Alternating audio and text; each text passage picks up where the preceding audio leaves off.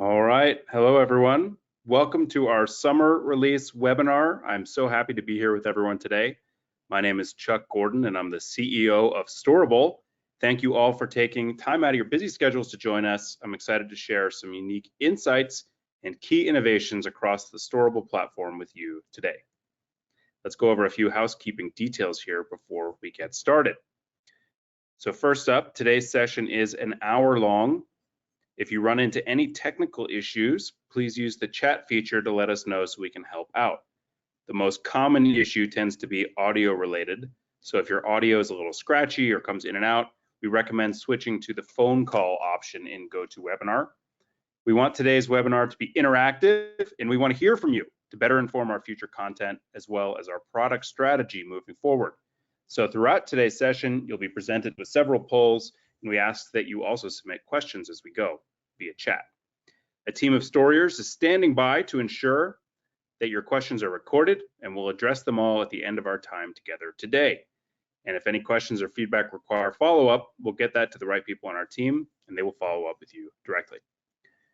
Okay, so first up, I'm going to give a quick preview of what we'll be covering today. First, we're going to refresh everyone on the seasonal release program and what we're delivering. Then we'll start with some high-level anonymized data pulled from more than 46,000 facilities using Storable products to help us validate industry and market trends. Looking through this lens with our unique insights is what equips Storable to help you navigate your markets. After this, Chief Product Officer Jason Palmer will walk you through our latest Storable Innovation Spotlight. Matt Liptak, our Group Product Manager of Insurance, will go through our new Insured to Value feature. And finally, Taylor Yarbrough, our Group Product Manager of Call Potential, will give you an introduction to our new Auctions product. So let's roll right into it. Our seasonal release program officially kicked off this past February with the launch of our first innovation report and webinar in May. We've heard a lot of positive feedback from you on these efforts. We kicked off this webinar series in a continued effort to keep you updated on trends we hear from operators like you, as well as the data trends that we see within our own products. But most importantly, we want to ensure that you're continually aware of the new releases and features across our different products. Along with this webinar, you'll also get access to our latest innovation report to get a closer look into the topics that we cover throughout this session, as well as other enhancements across the Storable platform. In this guide, we'll discuss how each of these features helps you address the shifting market forces that we're going to discuss throughout today, and includes links to our Help Center, which will walk you through how to enable, configure, and best utilize each new product innovation that we've released. And finally, be on the lookout for an email with more details on our next webinar later this fall. All right, market forces. As always, we are focused on helping each of you run more efficient and more profitable businesses. In order for us to create new technology that helps you run a better business, we first need to understand the key challenges that you're experiencing. We know that your success is closely tied to the broader economy, and it's important to us that the growth of our products matches the flexible technology that you need to run and grow your business effectively in the current market. This starts with the bigger picture of evolving economic forces that impact your strategy and profitability. So let's start by taking a look at economic trends that we've been experiencing that have direct impacts on the storage industry right here in the United States. After experiencing multi-decade highs of inflation, core inflation has slowed and recently dropped to about 2.9%. However, the Fed maintains a 2% inflation objective, so we're still shy of that target. This has kept the Fed funds rate up, and even though it has remained steady since July of last year, it remains relatively high comparatively year over year. With inflation continuing to cool, mortgage rates have seen a roughly 40 basis point decrease in the last few months, correlating with a growing expectation for the Fed to drop rates in September. But there are still a bunch of forecasts that don't expect we will see rate drops until 2025, but that sentiment has grown, predicting the upcoming reduction we'll see. Another forecast we're keeping an eye on for our industry is the timing of maturing commercial loans. As self-storage loans from 2020 and 2021 continue to mature over the next year, borrowers with a balance outside of their maturity date will need to pay off, extend, refinance, or sell their impacted facilities. This may sound concerning, but data suggests that most of these commercial loans that were expected to become distressed in 2023, you likely heard people talking about that, were likely extended before defaulting. While we still could see impacted facilities on the market in the future, the real estate and financial forecasts predicting a flood of commercial assets hitting the market really haven't become a reality, which is a good thing. So with this in mind, we can zoom in on the self-storage industry and see how these economic conditions continue to impact your business and profitability in Q2 of this year. Search demand, start there. While data in Q1 was suggesting that we might not see the typical spike in demand this summer, searches continued to go up in Q2 following the typical seasonal curve. Looking at this graph, we can see that Google searches for storage near me went up in April, May, and June. This also correlates with the increase in occupancy that we've seen in Q2, which we'll get into on a coming slide. However, demand is still low comparatively year over year and is the lowest we've seen in Q2 since 2020.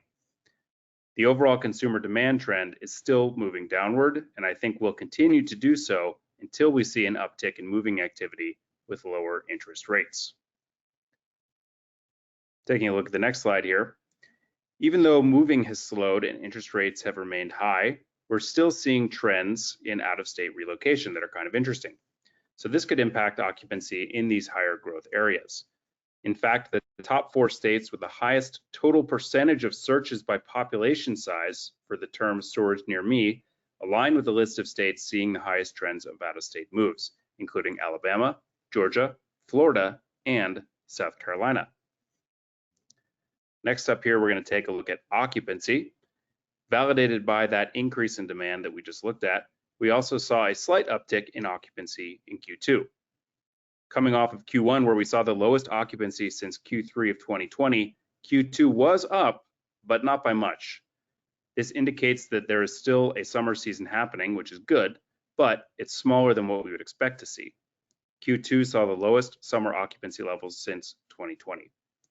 Overall, again, I think this occupancy trend continues to look a bit bleak, and it's our belief that at Storable that this is probably not going to change until we see interest rates come down and the number of Americans moving go up. Okay, rental rates. After rental rates trended down quickly in 2023, we did see a spike in Q1 of this year. However, in Q2, we saw rental rates come back down and level out. Rates are now back down to an average of $87 in Q2, with an average of $88 since December of 2023.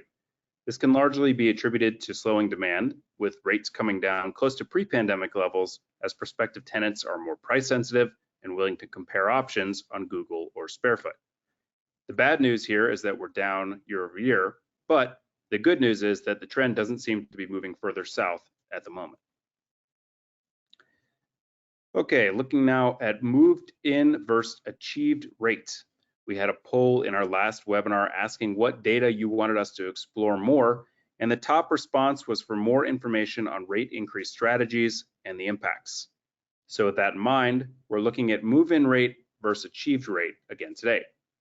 The green line here is the average amount of rent that was charged at the date of move-in, and the purple line is how much that tenant is paying now on average. So if someone moved in Q3 of 2022, at the peak of these achieved rates, they paid roughly $228 on average to move in. Those same tenants are now paying $244 a month in rent if they're still a tenant, so over time their rent has increased by approximately 7%. Looking back at how this data has shifted since we started looking in Q1, tenants that moved in Q1 of this year are only paying about 2% more on average in Q2, which is a difference from about 194 to move in to 198 now. So while the REITs and some large operators might be exercising aggressive pricing tactics, that is still not a trend that we are observing across the Storable platform more broadly. This is something we're going to continue to monitor. Obviously, a lot of talk at trade shows and in forums about different pricing strategies going on, but this is kind of the overall industry view and what we're seeing on average. In this next slide, we're going to look at growing interest in climate-controlled units. In an effort to keep you up to date with growing trends to better enable your ongoing success, we found some fascinating new data here. So let's take a look. This graph of the last 5 years shows continual growth year over year in the percentage of climate-controlled reservations, from 20% in 2019 to 33% so far in 2024. There's also search data validating this rising trend, showing an increase in searches for climate-controlled units year-round rather than just in the summer. This presents a unique opportunity for operators to increase revenue by more easily filling your highest value units and keeping them filled. This also suggests an opportunity for operators to invest in the expansion of their climate-controlled units in order to remain competitive. All right, so that's the data we've got for today. Before I hand it over to Jason, it is time for our first poll. It might take a second to pop up. In the spirit of sharing the most impactful information possible to help you make more informed decisions about your business, please let us know where I should focus next time. Submit your vote and we'll see what wins. Now I'm happy to pass the mic over to Jason Palmer to discuss our Storable Innovation Spotlight. Thanks, everyone. Jason, over to you. Thanks, Chuck. Good morning. My name is Jason Palmer. I'm the Chief Product Officer at Storable. I work here with all of our teams to collect your input and insights and incorporate them into developing the solutions that we deliver to you. Over the next few minutes, I'll be walking you through a number of enhancements we've made across our products to help you run a more profitable and efficient business. Everything we do starts and ends with the same priority, you and your business and the challenges that you face. Our team spend a great deal of time aligning on those challenges before we decide what we're going to build. Generally speaking, we use the following inputs when making those decisions. We first look at customer engagement. We prioritize the direct conversations that we have with you to understand the challenges that you're facing and the key performance indicators that drive your business. We also look at market forces. We believe it's our responsibility to help operators stay ahead of what's going on in the market. And with over 30,000 facilities using our products, we have unique insights that many of which Chuck just went through with you a moment ago. We look at adapting to new technologies. We're always staying on top of the latest and greatest technologies that are hitting the market to integrate these capabilities into storable services in order to continue to move your business forward. We kind of organize these into 4 pillars. Through exploration in each of these categories, we've learned that the areas of concern for most operators are very consistent. We recommend operators focus on 4 key areas to help overcome those pressures. We first look at driving demand and incremental revenue. And for the first time in a few years, we've seen a renewed focus on attracting new prospects to your offerings and providing them with digital tools to optimize those conversions. And once you've got them in the door, we need to ensure that we're delivering offerings like tenant insurance to maximize your revenue per tenant. We also look at operational efficiency and cost reductions. Another way to impact your bottom line is to reduce the costs. And this is where we help you centralize and simplify operations so you can reduce headcount and prioritize your team on critical tasks. We then look at reliability and performance. We recognize that it's our responsibility to provide you with stable and reliable tools that help simplify your operations. And lastly, an ever-increasing concern around cybersecurity and privacy.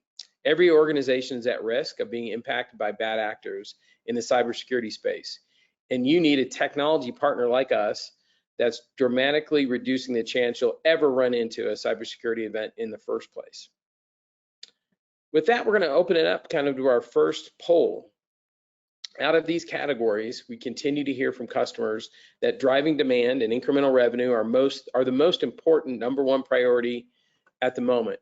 Which of the following category best describes your biggest challenges in this space? 1, is it generating leads or reducing costs or maximizing a secondary revenue source, streamlining and optimizing the collections process, recouping lost revenue, or focusing on delinquent tenants, maybe through the auction process, or that's not really a key focus for you right now?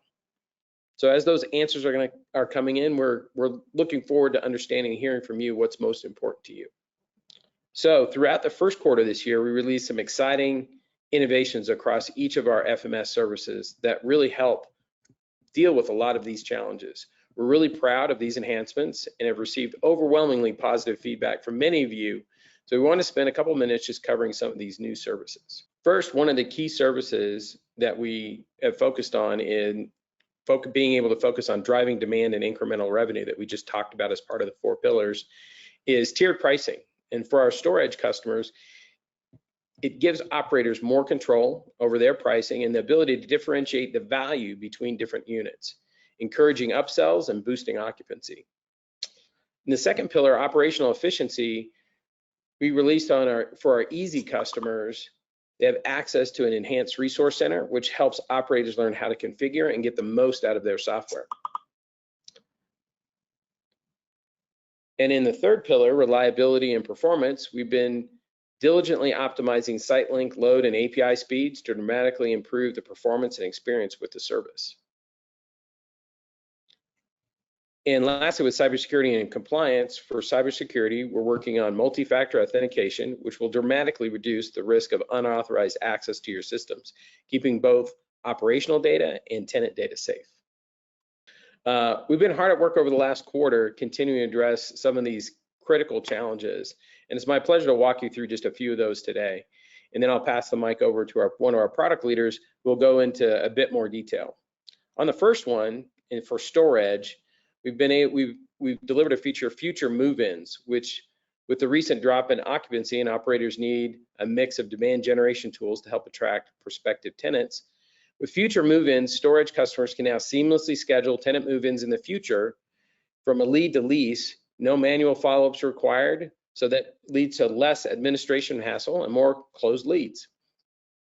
For easy, we've heard a lot of feedback from many of you around associate permissions, that for a lot of those associates who were working within the facilities, they needed some additional privileges to be more autonomous. And so we were able to improve the overall workflow and give those associates some additional capabilities so that they could adjust and take care of some of those critical tasks and free up time for managers to not have to close those out. For SiteLink, delayed delivery, recent changes to consumer protection laws, communication regarding debt collection, included invoicing, and you should only place during normal business hours. So many locations now require that you communicate with tenants during very specific hours. And you should consult with your local council just to make sure that what the rules are in your area. But to that end, we made an effort to improve the necessary tools to help you comply with these new regulations. And so we've upgraded the SiteLink batch email processor so that our automated emails that go out only go out between 2 and 9 p.m. Eastern instead of going out overnight. This time frame ensures that all tenants in all U.S. time zones will be receiving billing emails within those business hours. For the contact center, we made some significant performance enhancements. Reliability has been paramount when it comes to your daily workflows and how you interact with the system. And it's especially true when you're interacting with a prospective tenant. And while our contact center product is an operator favorite for facilities using these workflows, we recognize that slowness during the move-in process has been disruptive for your day-to-day. So we've made significant investments into the infrastructure of the service, which has resulted in significant performance enhancements during the move-in process.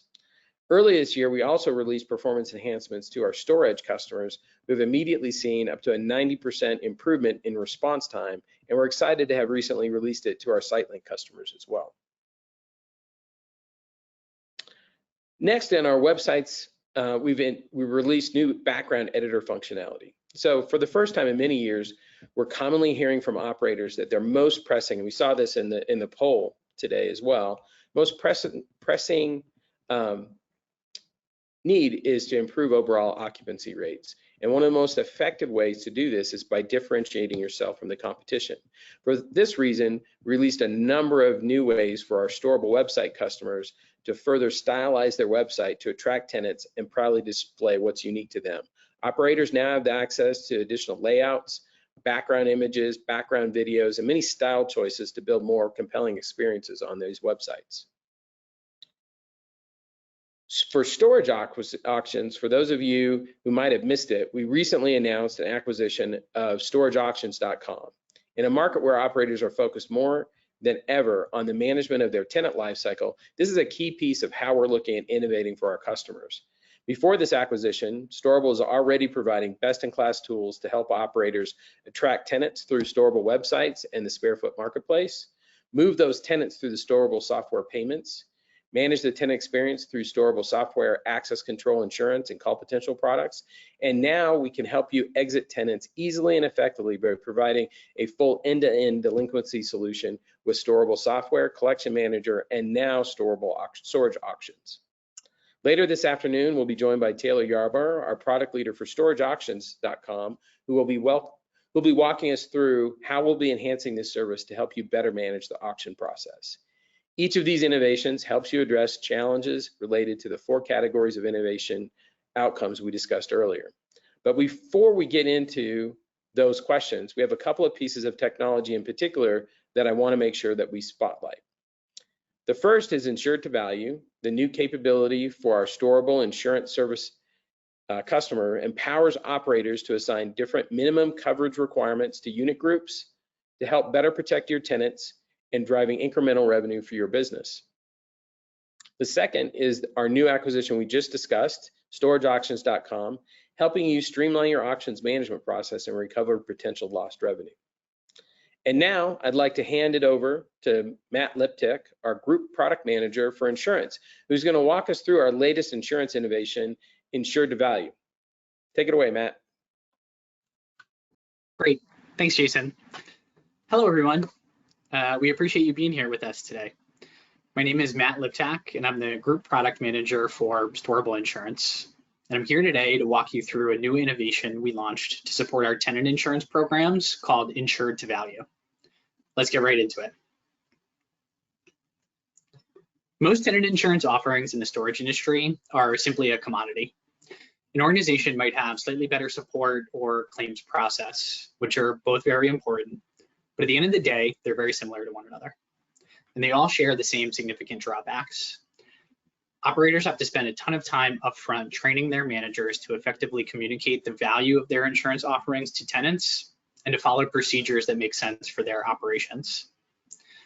Owners and corporate staff have to stay on top of their performance by regularly evaluating reports. And if folks aren't performing up to standards, they have to re-engage with managers to do training refreshers and to hold them accountable. All of these equate to a large operational lift by the staff.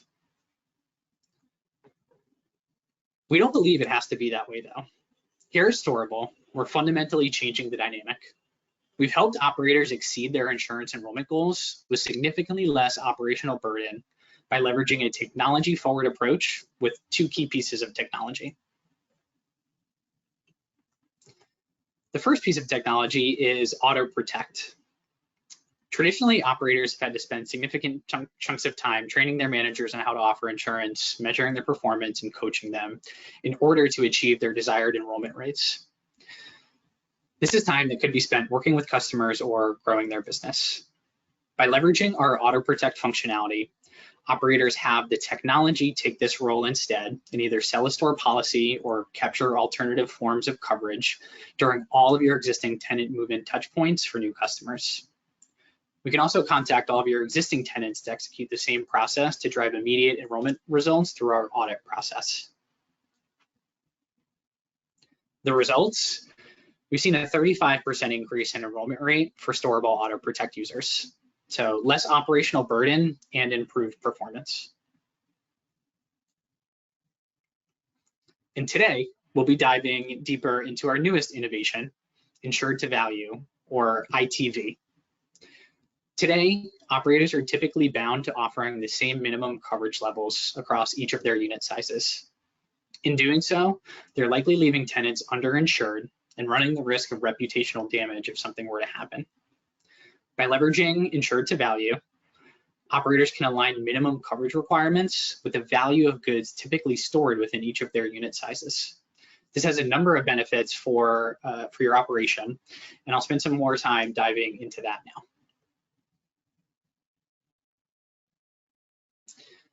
So the first piece is tailored coverage or enhanced tenant protection.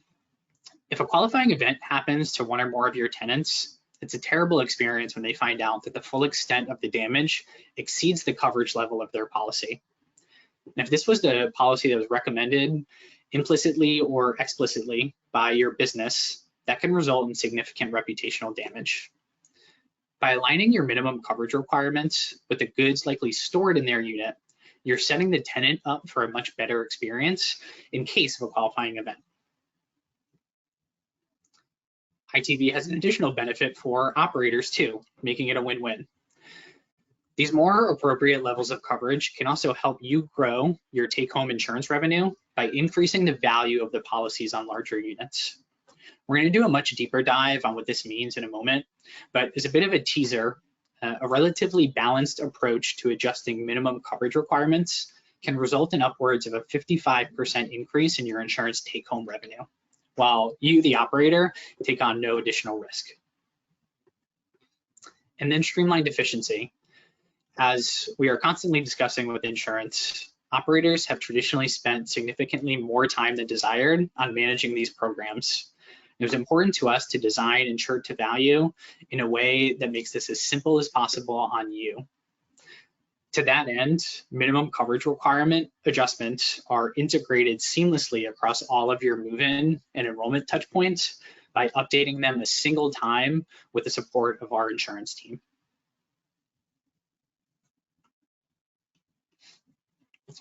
We recognize that not every market or facility is the same, and you need flexible tools that help you align your approach to insured to value accordingly. So I'd like to walk you through a few examples of how ITV could potentially be deployed based on these inputs. Anytime operators are adjusting pricing strategies, we recognize how important it is to remain flexible to accommodate a shifting market and the evolving tenant needs. With ITV, we put the control in your hands to determine the appropriate minimum coverage levels for each of your units or unit groups. So let's spend a couple minutes walking through how an operator might approach that. First, you have your traditional approach here. Today, most insurance solutions in the self-storage industry mandate that operators offer the lowest coverage policy across their entire portfolio. As I'm sure many of you see, this results in most, if not all of your tenants ending up with the lowest priced coverage, regardless of the unit that they're in or the goods that they have stored. This is the fundamental problem that we're trying to address with insured to value. So what we have here is a couple different examples of how insured to value could be deployed. The first is this cautious approach. If you're deploying ITV in markets with pricing sensitivity due to forces such as lower rental rates or declines in occupancy, you might take a cautious approach by simply adjusting your minimum coverage requirement for units above 150 square feet to a $3,000 policy for $15 a month, leaving the remainder of your units at their base policy. A small increase to your largest units that likely have the highest value of goods being stored in them. Then you have a balanced approach. What if the market is a little more resilient and you're maintaining fairly high occupancy rates? In that situation, it's likely worth adjusting your minimum coverage requirements even more. In this example, you might raise your units above 50 square feet to a $3,000 policy and your units above 150 square feet to a $5,000 policy. And then we have our assertive approach. If you're operating out of a really strong market or you're more experienced in dynamic pricing strategies, you might take a more assertive approach. In that situation, you might adjust your units above 25 square feet to a $3,000 policy requirement and those above 50 square feet to a $5,000 policy. The combination of these are examples in which ways that ITV can be deployed, but you as the operator have the flexibility to set or adjust those levels. And the results of these small changes to your offering are really staggering. Most importantly, your tenants are much more appropriately protected against risk based on the likely value of their goods being stored, protecting you from potential reputational risk as well. But this also has a significant financial impact. For operators deploying this cautious approach, they'll achieve a 12.5% increase in their insurance take-home revenue. For operators deploying the balanced approach, they'd achieve a 55% increase. And for operators willing to deploy the assertive approach, they'll achieve a 98% increase. It's a huge impact on your bottom line. And these numbers and examples shared here are not just hypothetical, but we have seen these in the real world too. We just got done going through one of our beta test accounts, looking at how they adjusted on 2 of their facilities. One of their facilities where they took the balanced approach, they are seeing a 50% increase in their take-home revenue. Their other facility, they combined a cautious and a balanced approach, and they are seeing a 23% increase in revenue. So we're seeing these out in the real world as well. I want to take a quick minute to do another customer poll. I want to ask, which of these approaches do you think would work best for your business at this moment, knowing the market that you are in and kind of the tenant life cycle based on where you're located? Would you take the cautious, the balanced, or the assertive approach that we reviewed? And I'll give everybody about a minute to input their results here. And our results, was very interested to see what you all had to say. And I think this comes close to matching what my expectations were. Majority of folks wanting to fall into that balanced category, with some folks wanting to take a more cautious approach, especially knowing the broader macro environment today. But there are still some folks comfortable enough in their market and their strategies that they would take an assertive approach here, with I'm sure some others wanting to combine bits and pieces of all 3 of these approaches. And arguably the most important when we talk about these different pricing strategies, we talk about the potential impact on your revenue and tenants' reputational risk. It's also really important that we've heard from our customers that these adjustments to their minimum coverage requirements have been met with virtually no resistance from their customers or potential tenants. David Hurlis, CEO at Storage Self Storage, has been working with us to roll this out across their portfolio. And as you can see here, his customers have fully expected it. Just like a $1 million home wouldn't be insured at the same rate as a $200,000 home, customers are expecting to pay more for a policy covering a 25 by 25 unit than they do for a 5 by 5 unit.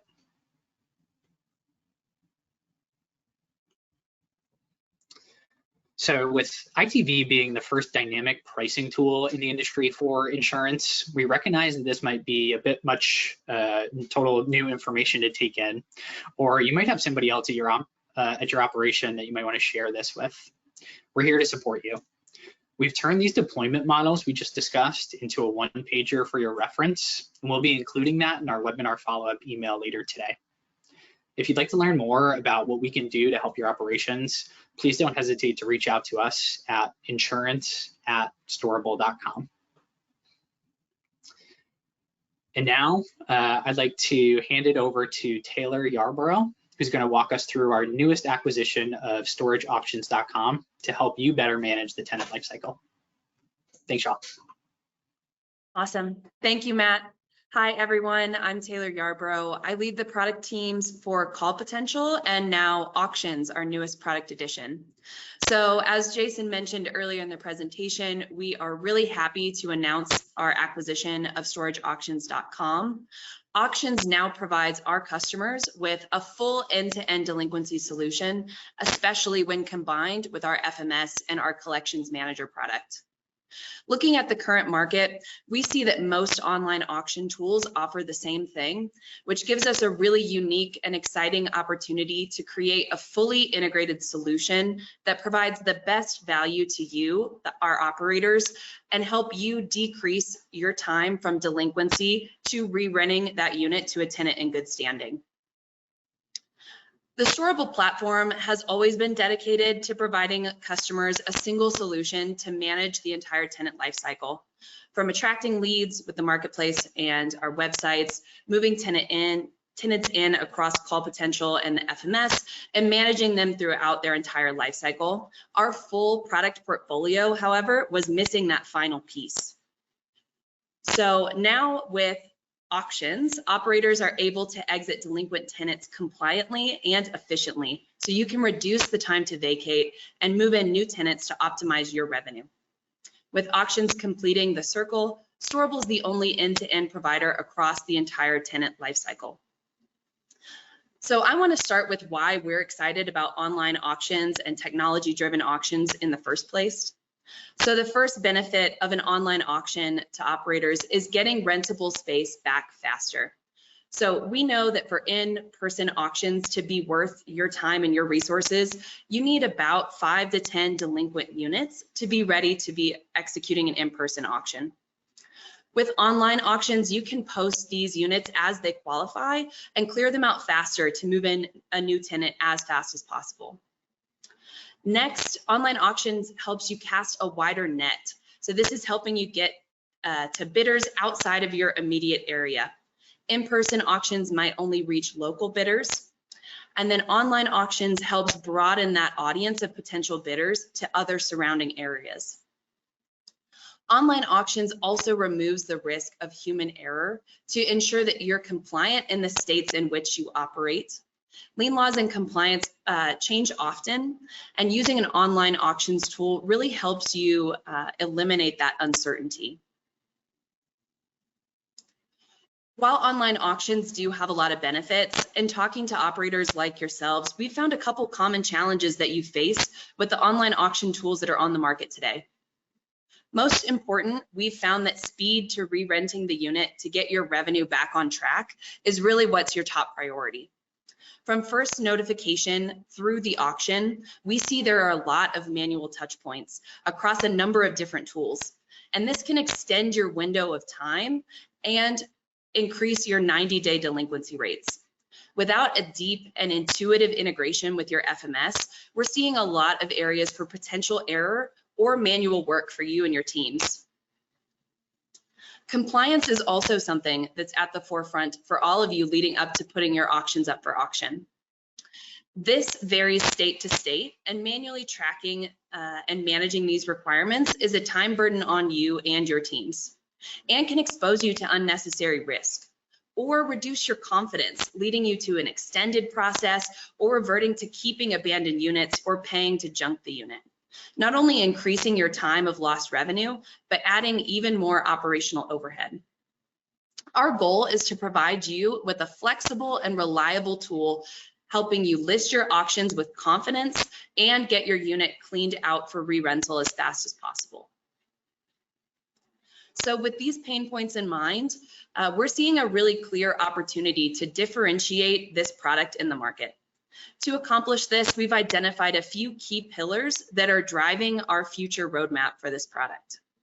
First and foremost, we are focused on a really seamless integration to our storable products, but especially your FMS and call potential with our collections manager product. This is going to help us deliver on the promise of a fully integrated solution for you. Secondly, we really want to focus on how to continue to drive more operational efficiency throughout the process, decreasing those manual touch points and increasing your confidence in a compliant sales process. And finally, we are focused on delivering a best-in-class bidder experience and leveraging our expertise from our SpareFoot marketplace to really create an easy-to-use tool with advanced searching functionality to ensure that you have the demand that you need to get lien units off your hands as fast as possible. And I really want to continue to learn from you and the challenges that you face while you're executing your auctions. You're going to continue to play a really important role in our ultimate vision as we are seeking to really change the game in online auctions. So for what's next, if you're interested in auctions today, you can reach out to your sales rep, or you can create an account directly on storageauctions.com, and one of our team members will be in touch with you to help you get started. But in the long term, we're really looking at the full vision of this product, and we're aiming to design and build a deeply integrated solution across the Storable platform.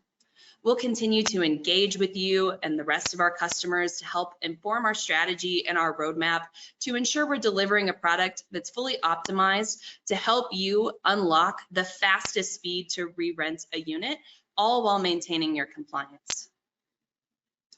Storable's goal has always been to provide an all-in-one solution for operators across the tenant lifecycle, helping you save time, drive demand, convert leads, and ultimately manage your tenants efficiently and deliver on your growth goals. Storage Auctions provides a really critical missing piece for us to deliver that ultimate value to you, and we're really excited to bring it into the fold. So before I hand it back to Matt for some Q&A, I do want to run a poll of my own as well. So I'd like to really double click on what challenges you're currently facing as you're managing your online auctions and which is really most important to you.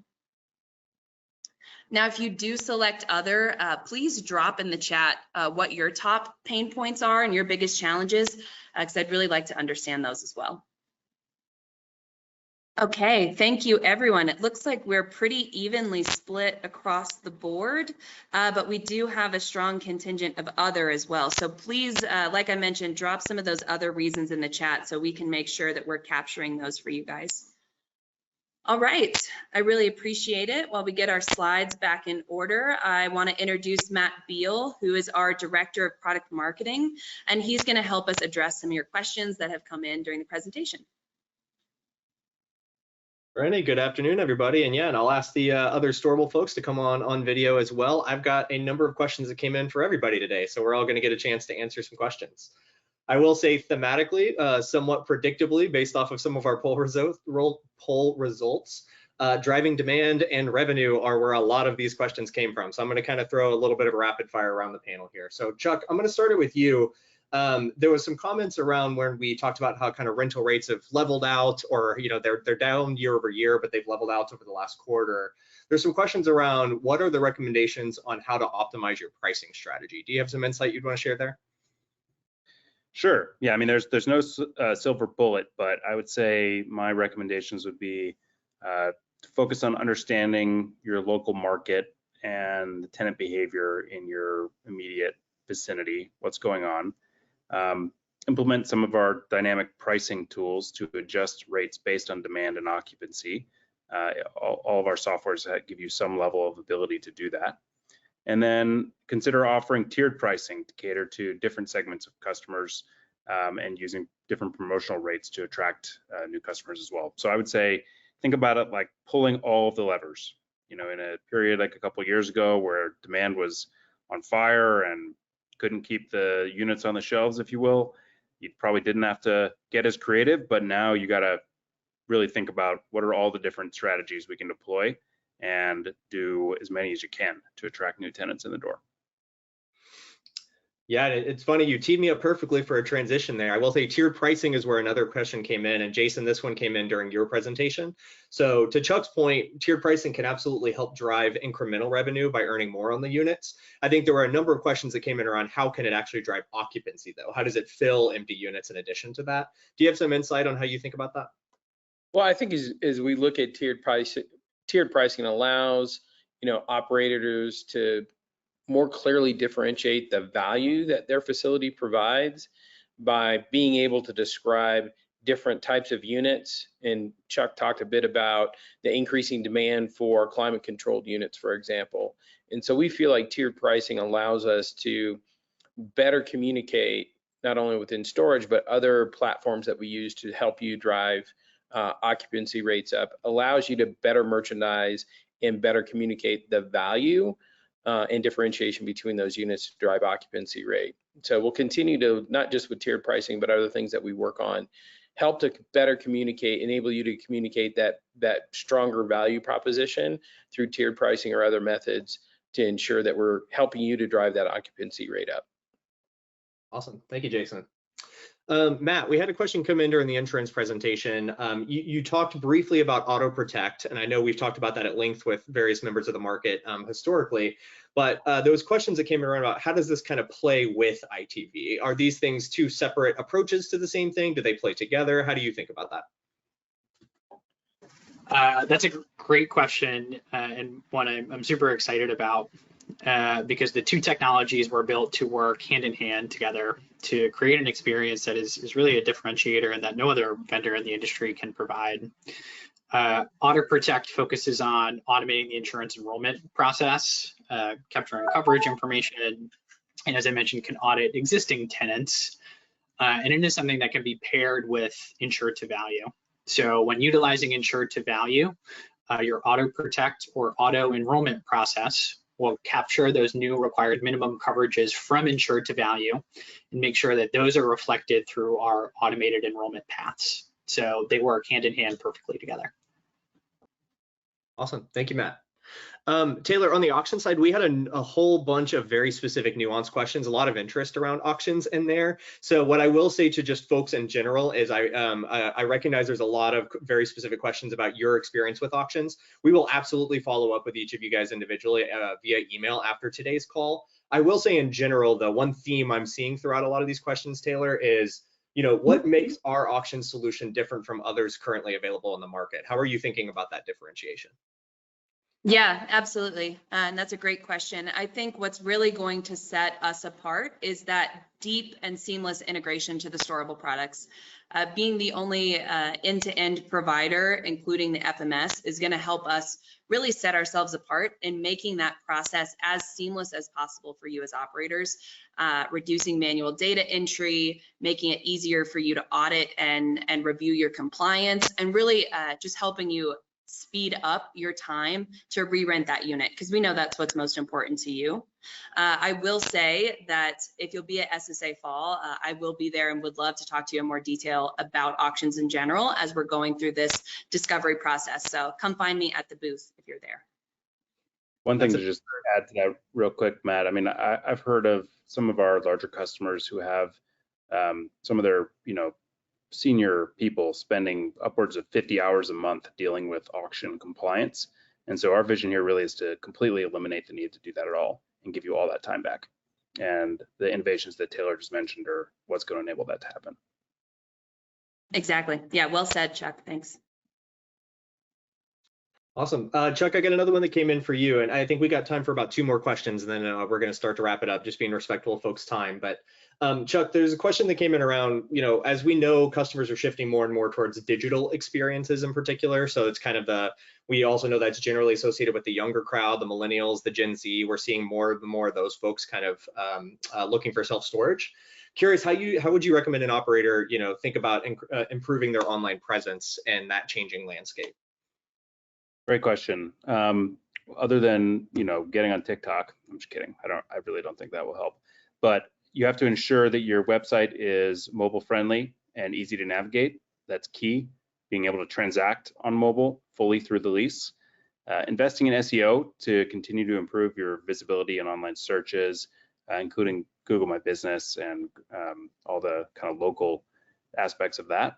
And then being able to do, like I mentioned, everything for a full online transaction, but also the ability for them to manage their account ongoing through their phone is key, because people don't want to have to do things manually, or even some Gen Z don't even want to have to do anything on a desktop or laptop. So those are the things that I'd recommend. Awesome. Thank you, Chuck. And then Jason, we had one more come in during yours. I know we briefly touched on MFA, multi-factor authentication, in your presentation, and I know it's something we've been talking with the market about for a little bit as well. One of the questions that came in is around the question of just, is that going to be a mandatory thing that we are putting on our customers, or is this something we're releasing as an optional to them? How are we thinking about that? Oh, you're muted, Jason.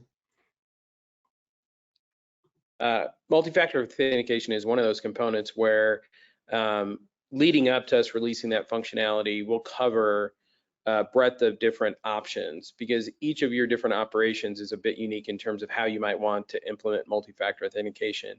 And although it's critically important in terms of security to have that level of security, especially where you're managing credit card information, we're going to make that rollout optional. So for your operation, you can decide at what level, how you want it to be configured and work, and roll that out under your own pace. And so we don't want it to be something that we're pushing out and forcing all customers to adopt, but we do recommend it as a best practice to ensure security for your operation.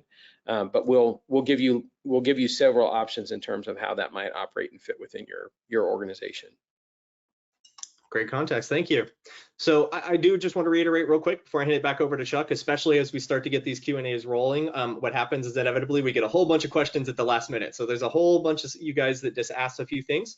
We will definitely be following up with you. That is our commitment. So we've got your emails on file as part of the registration here. So just be on the lookout for comms from our team over the next couple of days. We'll chase down answers for everybody. But Chuck, I will hand it back to you to close us out. Awesome, thank you, Matt. So first things first, I want to say thank you so much to each of you for submitting all your questions and engaging with us as we went through the session today. We do these webinars to ensure that we're helping each of you navigate a shifting market, and it is fantastic to hear how we can better do that. So let's now talk next steps. Later today, you'll have access to our most recent innovation report, which takes a deep dive into each of these new enhancements released across all the products in the Storable platform. You heard about many of them today, but there are more. What's really unique about this guide is the practical advice that we give you to address these shifting market forces. For your convenience, we included links to our Help Center, which will walk you through how to enable, configure, and best utilize each new feature. In November, we'll be hosting our next session, which details everything that we'll be releasing throughout Q3 of this year. Be on the lookout for an email with more details later this fall. And that concludes today's session. I can't thank each of you enough for your continued participation and partnership with us here at Storable. We're thrilled to be able to support your business, and it's a responsibility that we do not take lightly. We hope you have a great day, and we're looking forward to seeing you again in November for our fall release webinar. Take care.